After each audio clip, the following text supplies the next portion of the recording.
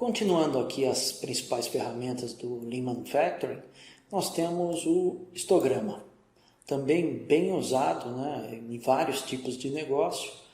E basicamente, se você ver aqui qual a data que ele foi criado, né, 1895, você começa a ter uma ideia de como é que uma ferramenta que nasceu lá em 1800 continua até hoje sendo extremamente usada, né? Mas o princípio básico de um histograma é agrupar um conjunto de dados em um determinado grupo. Então, imagina o seguinte, imagina que essa coluna aqui seja faixa etária de 20 anos até 30 anos, né, que frequenta a faculdade. Então, veja que a quantidade de vezes que esse grupo aqui, de 20 a 30 anos, aparece, é muito maior do que o restante. Então, esse apelo visual é extremamente importante, tá? Quando a gente fala em histograma e olha o Lean Six Sigma, também é muito usado, né, desde o definir até o controlar. Marcelo, mas para que usa no definir? No definir para mostrar para o sponsor alguns dados, né? Como é que os dados estão inicialmente distribuídos. Marcelo, que tipo de dado? Prejuízo, por exemplo, né? Pode mostrar se tem alguma concentração em um determinado mês ou não. É uma conversa inicial aqui no definir. No medir, posso usar para estabelecer baseline? Pode também. No analisar, entendendo que analisar é encontrar as causas raízes e priorizá-las. Posso, né? Quando eu monto o diagrama e vejo onde estão os itens mais frequentes, deixa eu só voltar. Né? Eu sei que eu tenho uma alta concentração nesses grupos aqui, desde esse até esse aqui. Posso usar no melhorar e também no controlar, que é evitar que as coisas voltem ao seu estado anterior, ou seja, antes das mudanças que você fez. Eu posso fazer o histograma, tem diversas ferramentas que fazem, tá? Tem o Excel e tem o Minitab, que é o que nós vamos sugerir para você dar uma olhada. Esse material nosso é bem bacana, explicando como é que funciona, como é que você monta no Minitab e no Excel. Tá? Então você vai aprender a fazer nos dois e vai aprender uma ferramenta muito bacana, muito usada aí, né, desde o pessoal da produção até o pessoal do escritório e contabilidade. Tá? O que a gente pede agora? Pede para você fazer um exercício. Faça o terceiro exercício aí que a gente está sugerindo. Os dados estão aí nos anexos dessa seção, desse módulo, perdão. E o arquivo é histograma.txt, o arquivinho. Então, olha que as coisas estão amarradas. Primeiro a gente passa a teoria para vocês, depois nós sugerimos que você ou vocês se aprofundem um pouco mais, né, porque esse material aqui somos nós também explicando como é que funciona, e depois que você vir estudar esse material, faça esse exercício aqui. Eu quero saber qual é o range de larguras que mais aparece usando o Minitab. Então, para você já tem a resposta aqui, tá bom? É esse range. Mas vai lá, faz, que é bem bacana, tá? Outra ferramenta muito usada é o fluxograma. Né? Esse fluxograma aqui que você está vendo, que começa com cliente e termina com outros, eu tenho vários setores aqui, ou departamentos. Né?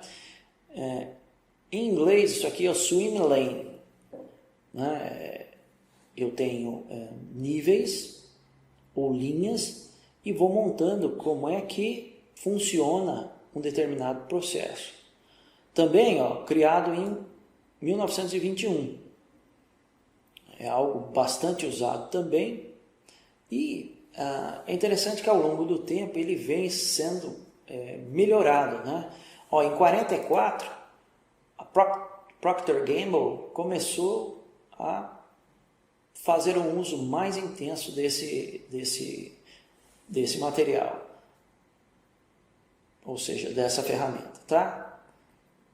Quando a gente olha aplicabilidade, né? Fluxograma, eu posso mapear qualquer processo, qualquer atividade para ter um entendimento, né? E aí nós separamos aqui para você alguns materiais para você estudar, e até interessante que tem ferramentas online que você pode usar para gerar fluxograma. Então, em um arquivo aqui, esse primeiro, se minha memória não está falhando, ele é para você entender em mais detalhes o fluxograma. Agora, esse de baixo é legal porque te dá também noções de quais sistemas online você tem aí que podem ser usados para criar um fluxograma. O que a gente sugere aqui, sugere que você monte 2 fluxogramas de qualquer processo que você quiser, né? A gente está dando sugestão aqui, chegar no trabalho e comprar comprar um carro. Aí fica a seu critério para criar, tá? Só vamos voltar um pouquinho para você ver aqui, Deixa eu ver se eu consigo aumentar, tá? Consigo. Agora vou trazer para cá para você entender um pouquinho melhor, antes de você estudar o nosso artigo, tá? Então imagina o seguinte, comecei no cliente, aqui eu faço uma primeira atividade, né? Pode ser colocar o pedido de compra. Na parte de vendas aqui, ele pode receber esse pedido de compra e ir fazer uma análise e aí sucessivamente. Vamos pegar um outro exemplo? Espera aí que eu já te mostro. Um minutinho só. Se você for lá no nosso portal, isso aqui é a carinha do nosso portal, tá? Se você clicar em um dos 2 aqui, né? São os links que a gente está passando para você, você vai ver aí detalhes, né? Esse primeiro tem indicação de ferramentas para fazer online, e esse segundo é para entender melhor como se faz, tá? Eu vou clicar aqui, porque eu só quero uma coisa nesse material. Eu quero te mostrar um fluxograma para você dar uma olhadinha, Quer ver? Vamos pegar um fluxograma. Legal, achei o que eu queria.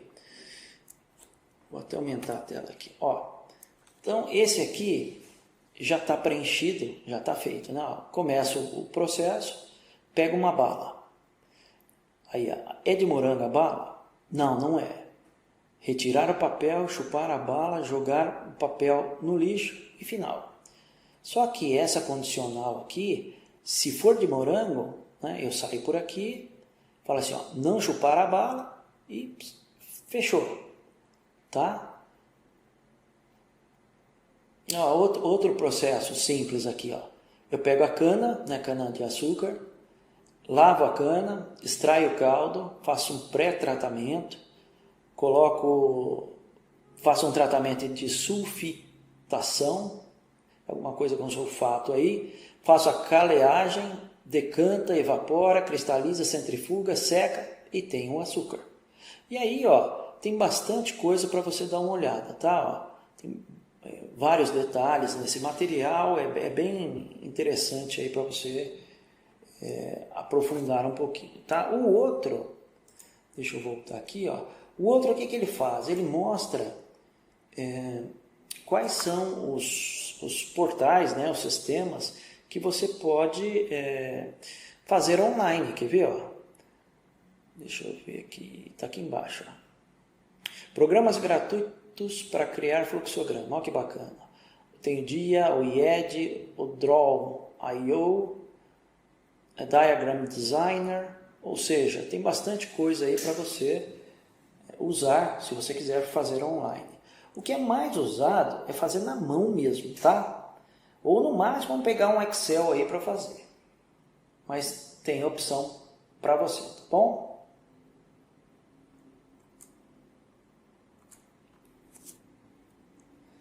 E aí, voltando, sugestão, né? Faça esse exercício 4, mapeie o processo, né? Você indo para o trabalho, voltando do trabalho, indo na padaria, enfim, no supermercado, o processo que você quiser, tá? Pareto, muito usado também. O Pareto, o que ele faz? O Pareto, ele tem o objetivo de organizar os dados. Então você pega aqui, ó, vamos pegar esse exemplo, trazer ele para eu tenho uma série de defeitos, aí o Pareto, o que ele fez? Ele falou, ó, né, nesse tanto de defeitos que você tem aí, o risco apareceu aí 97 vezes. Né? 97 vezes do total. Qual o percentual? 97 significa 43% e o acumulado 43% também. Quando eu falo de rebarba, apareceu 53 vezes, representa 23,5% de todos os problemas. Então, se eu somar praticamente 43 com 23,5, dá 66,4, que é o acumulado.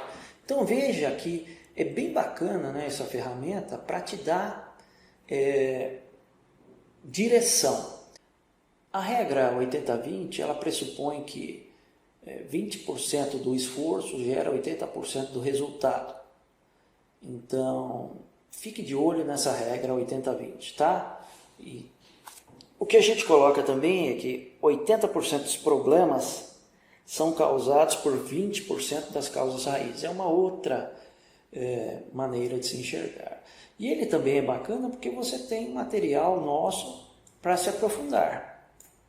Né? Eu dou a visão geral, mas você tem também material aí para pegar lá no nosso portal e se aprofundar. Olha que interessante aqui, ó. Em um exemplo prático da regra de Pareto, podemos tomar como base um vendedor do Mercado Livre. Em tese, ele deve se concentrar em 20% dos itens que vende, que na realidade eles correspondem a 80% do lucro. Bacana, né? Então, ó, mais um exercício aí.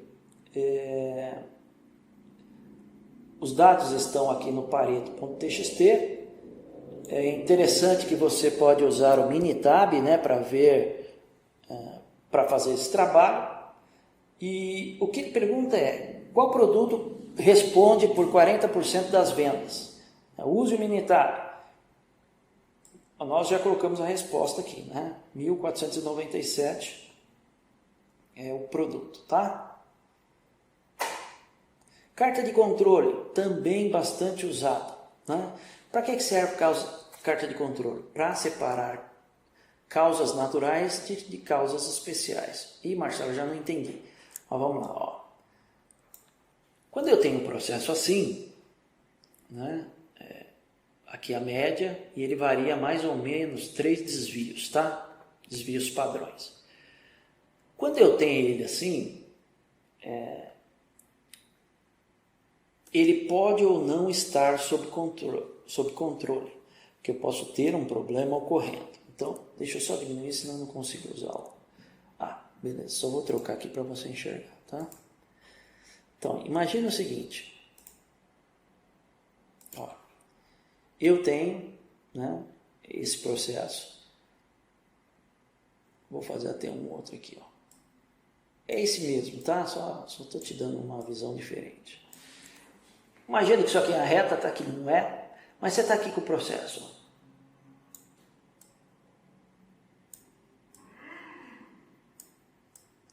O que está acontecendo? Tem alguma coisa ocorrendo. Vou te dar um exemplo. Eu sou muito alérgico. Então, se eu me expor a algum produto químico, a temperatura, a febre começa a vir. Então, ó, o que ele está mostrando aqui?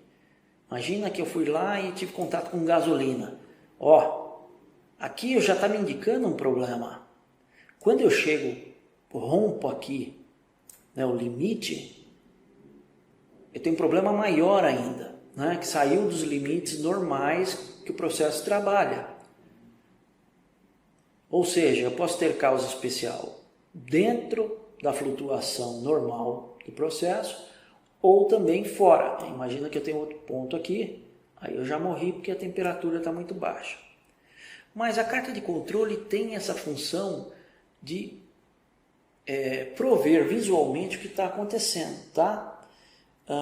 Nós temos um material bem legal, né? Ó, e está em Excel, né? Aprenda a fazer carta de controle em Excel, dá uma olhada lá. Basicamente, o que eu estou falando para você? Tem um postulado de Gauss, que não é a nossa ideia aqui detalhar com você, porque a gente está te dando um banho de Lean Manufacturing, mas o teorema de Gauss, também conhecido como curva gaussiana, curva do sino e daí por diante, ele pressupõe que todo processo no universo varia mais ou menos 3 desvios padrões a partir da média.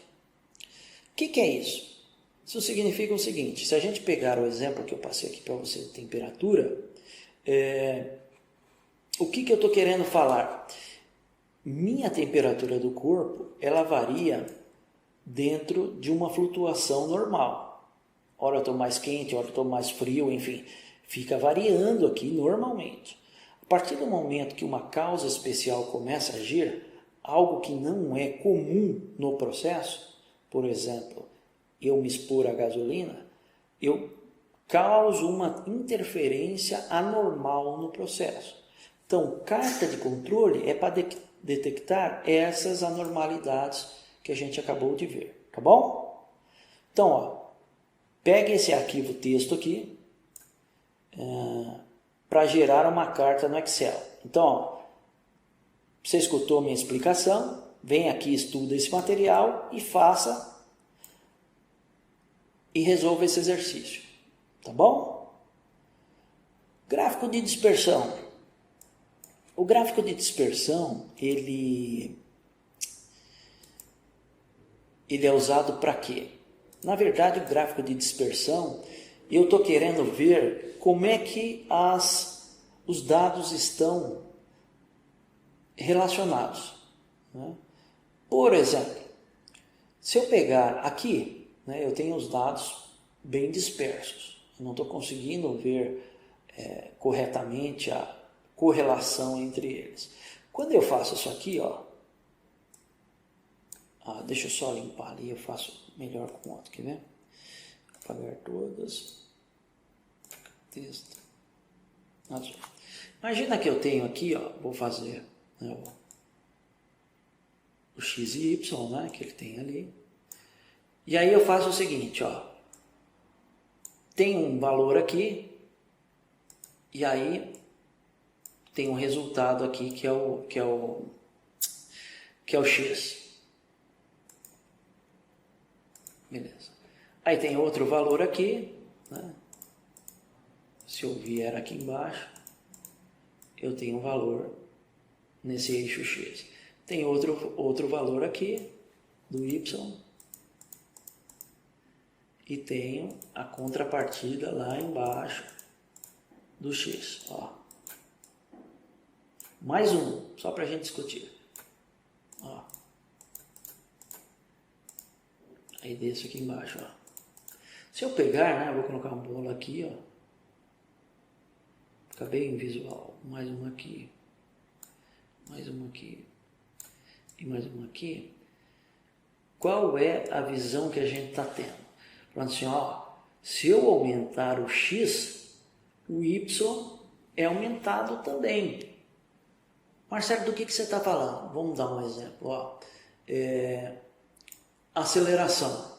Imagina que aqui é a aceleração. Você está acelerando o carro. E aqui em cima pode ser até velocidade, né? Ó. Velocidade. Significa que quanto mais eu acelerar, mais eu vou ter de velocidade, não é isso? Então a relação aqui, né, quando eu falo de dispersão, eu estou começando a enxergar como é que os dados estão agrupados, tá? Você vê que é bem diferente desse aqui de baixo. Esse de baixo ainda eu não consigo enxergar isso, mas esse aqui já começa a enxergar uma correlação aí entre os valores, tá? Nós temos um material aqui sobre gráfico de dispersão, material também bem interessante, e o exercício 7 aqui para você fazer, tá bom? Então tá, vamos lá. PDCA, gosto muito de PDCA. Verdade é uma só, né? Quando você fala de PDCA, SDCA, PDCA, SDCA, DMAIC, a gente está falando de praticamente a mesma coisa, com nomes diferentes, tá bom? O PDCA, ele é bem difundido, tanto quanto o DMAIC. Eu até diria que até mais ainda, pelo tempo que ele vem sendo trabalhado. Então, o que eu tenho? Eu tenho planejar, fazer, né? Plan, do, check, act.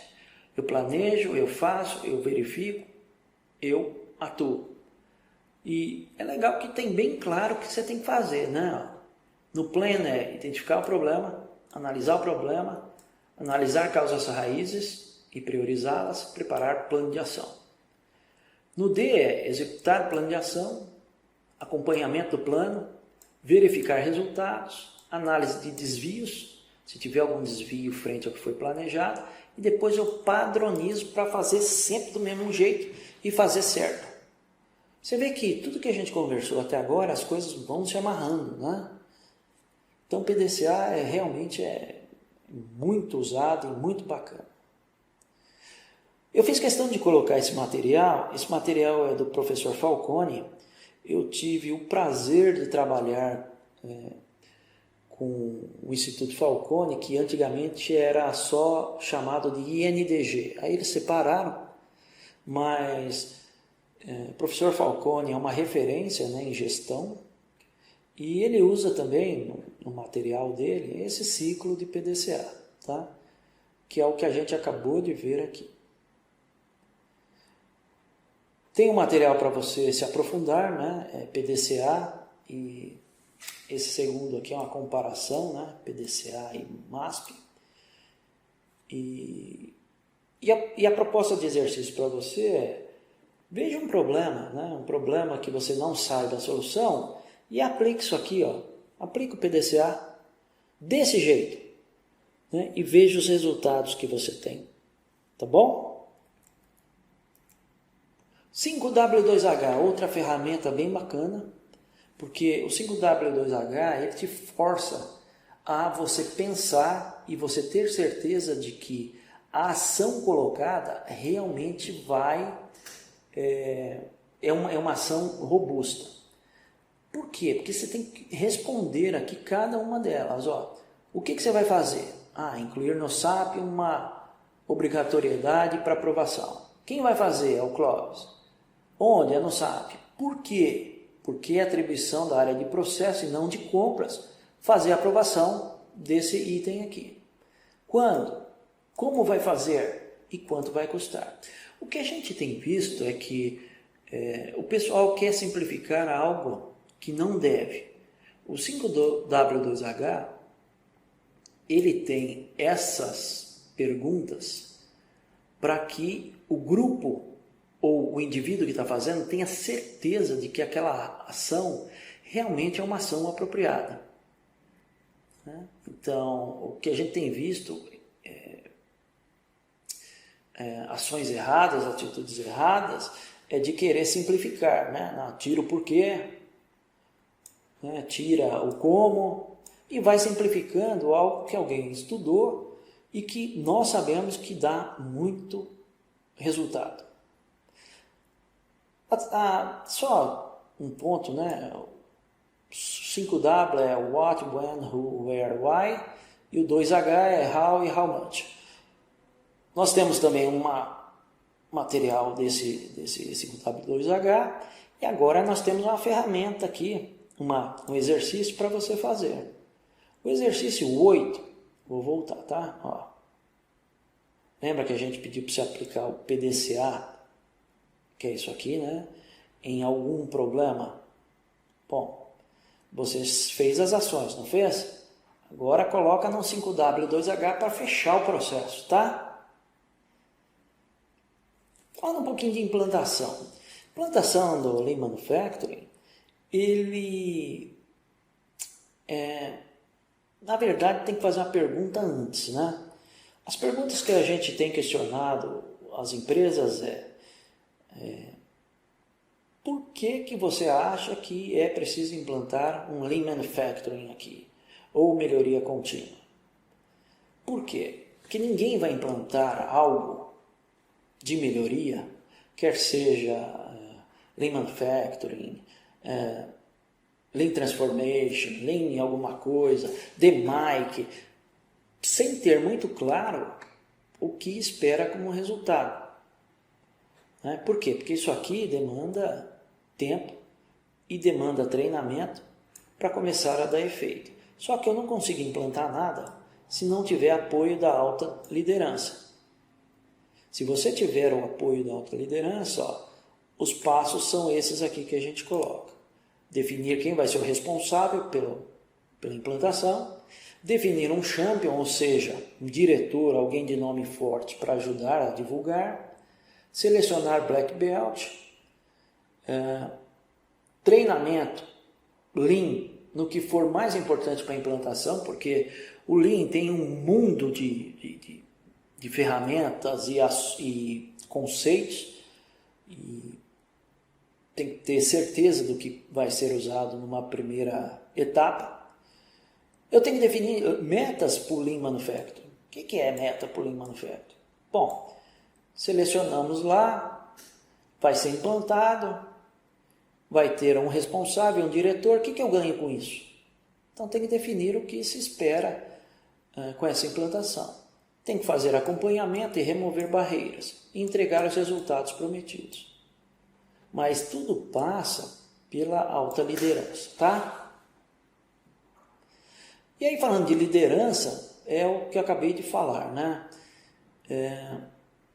Sem o apoio da liderança, não há perenização nenhuma de resultados. Então, a liderança é fundamental em todos os processos de melhoria de uma organização, tá? E ainda sobre liderança, né? Esse senhor aqui, o Albert Einstein, dá uma olhadinha aqui que ele escreveu. Definição de insanidade é fazer sempre a mesma coisa e esperar resultados diferentes. Ou tentar resolver os problemas da mesma forma que eles foram criados. Então é para pensar, né? Porque tudo isso que a gente está conversando, né? Lean Manufacturing, ferramentas, é um modo diferente de você resolver coisas e melhorar processos, tá? Ou etapas, enfim. Então, com isso a gente chega no final. Esse treinamento é bem bacana, né? Um treinamento que fazia tempo que a gente já queria fazer. Espero que você aproveite bem. Se tiver alguma dúvida, algo que a gente possa ajudar, tem o nosso contato aí na tela, tá? Um grande abraço e te vejo no próximo treinamento.